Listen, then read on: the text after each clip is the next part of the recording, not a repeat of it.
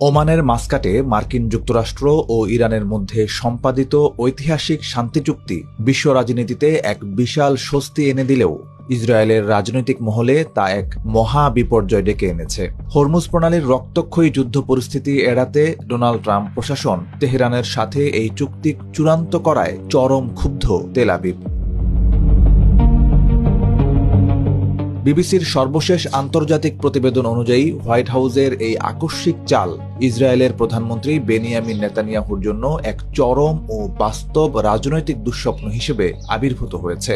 দীর্ঘদিনের মিত্র আমেরিকার এই ভীরু পিছুটান মূলত নেতানিয়াহুর এতকালের সমস্ত যুদ্ধংদেহী সমীকরণকে এক নিমেষেই ওলটপালট করে দিল খুব নিষ্ঠুরভাবে। রাজনৈতিক বিশ্লেষকদের মতে নেতানিয়াহুর পুরো রাজনৈতিক অস্তিত্ব টিকে ছিল ইরান ভীতি এবং অন্তহীন যুদ্ধ জিয়ে রাখার ওপর। গাজা ও লেবাননে একের পর এক সামরিক আগ্রাসন চালিয়ে তিনি দেশীয় ভোটারদের কাছে নিজেকে একমাত্র রক্ষা কবচ হিসেবে উপস্থাপন করে আসছিলেন। কিন্তু ট্রাম্প যেভাবে তেহরানের উপর থেকে নিষেধাজ্ঞা প্রত্যাহার এবং আটকে থাকা শত কোটি ডলারের তহবিল ফিরিয়ে দেওয়ার সিদ্ধান্ত নিলেন, তাতে নেতানিয়াহুর সেই সুপরিকল্পিত এজেন্ডা পুরোপুরি মুখ থুবড়ে পড়েছে।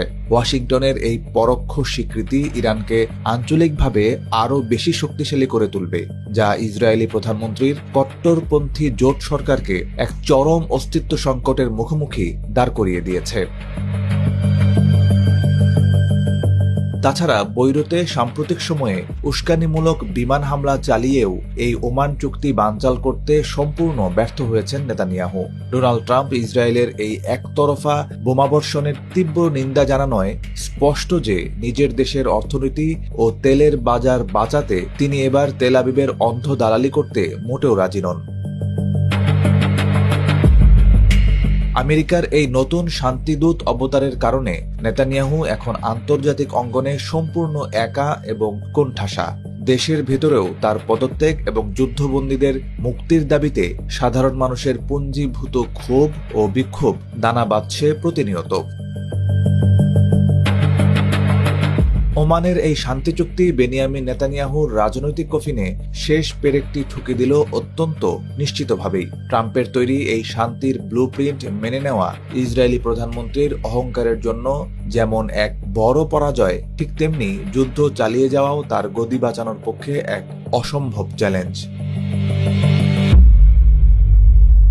শেষ পর্যন্ত ডোনাল্ড ট্রাম্পের এই ঐতিহাসিক সমঝোতা মধ্যপ্রাচ্যে স্থায়ী স্থিতিশীলতা আনবে, নাকি নেতানিয়াহুর এই রাজনৈতিক দুঃস্বপ্ন পুরো অঞ্চলকে নতুন কোনো আত্মঘাতী যুদ্ধের দিকে ঠেলে দেবে, তা এক বিশাল প্রশ্ন হয়ে দাঁড়িয়েছে।